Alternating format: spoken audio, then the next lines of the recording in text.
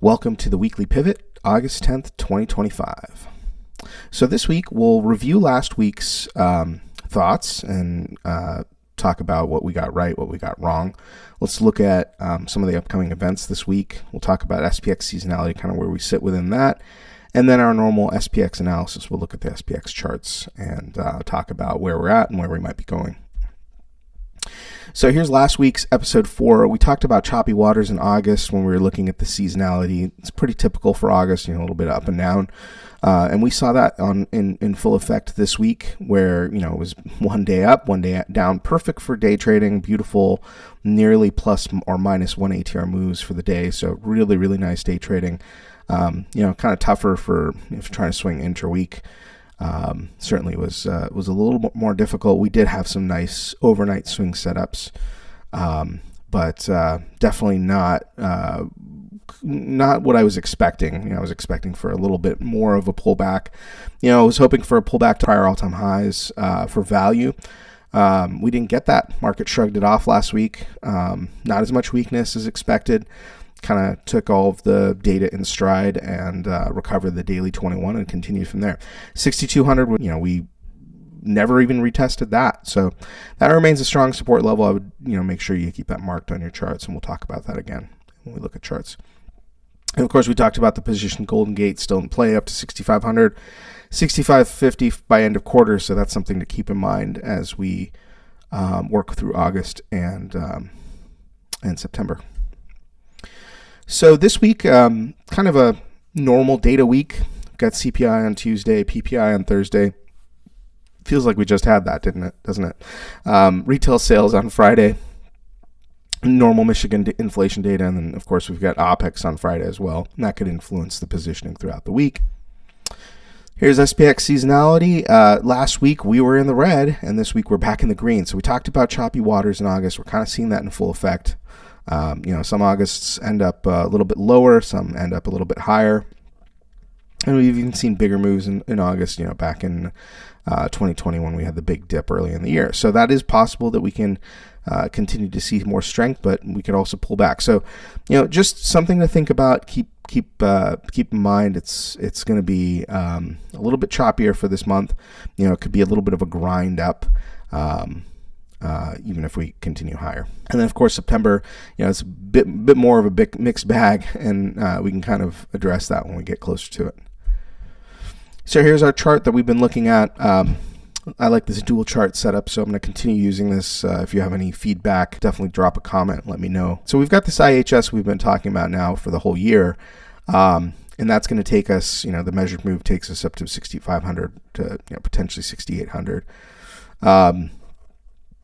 That's still, in the background, that's still our main kind of setup that's sort of guiding things.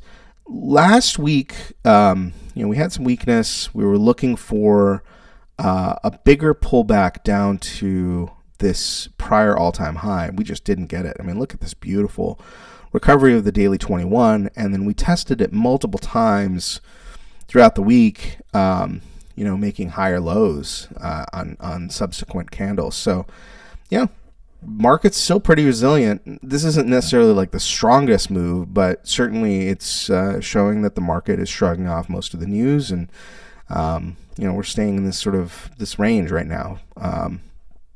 And you can see that on the oscillator. We've got some compression setting up here. This kind of looks similar to this flag that we traded earlier in the year, where we traded the downside here. It's kind of like a grind up and then some consolidation and then a big move. We kind of got this grind up. So I wonder if we get something similar to that.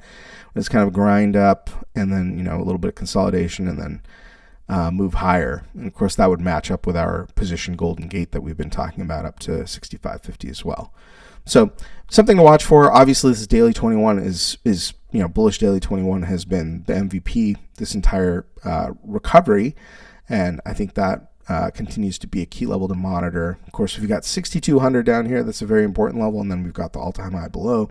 Above, we've got, 6,430, 6,425. Certainly we could go retest that again in continuation. But that's kind of what I'm looking at, inside week. We've had these before, where we've had inside weeks. It's gone up higher and then maybe come down later. We talked about this last week. Sometimes these lower crossovers, when you just get into the distribution zone, you get kind of a minor pullback before it continues, and we discussed that could be a possibility for this week. So that's actually what it looks like happened. Kind of just like a weak pullback. Markets just continue to be strong. So that's the daily and the weekly chart. So again, left-hand side is the daily with long-term levels, and the right-hand side is just a clean weekly chart. Here we have our more kind of zoomed in charts here. On the right side, I've got the daily chart with position levels, quarterly levels, and then on the left-hand side, I've got our 4-hour candles, daily ribbon, and swing levels. Now, something interesting to note here is the swing mid-range and the position mid-range are kind of in the same spot, like around the 65.50 spot. So we talked about 65.50 being possible this quarter because of this golden gate. That's something interesting to note, that if we get up to this 64.75 area, that also unlocks the golden gate for the month. Right now, we're in the monthly box. We were below the monthly pivot for most of last week, and then we broke above it and closed above it, on a daily closing basis on Friday. So, we could continue higher. We talked about testing all-time highs again. It's not too far. That would also line up with the monthly long trigger. I think a pullback you'd watch for 63.40, 63.50. We do have these intraday imbalances that certainly could attract price. So certainly watch for those if we pull back at all. And of course, the daily 21, we talked about that. That's important to watch. It's been very, very nice support all of last week, and that kind of sets the tone for it. That's why we call it the pivot, right? That's really it for the week. We're in daily compression. You can see it, a little bit of consolidation, sideways grind up.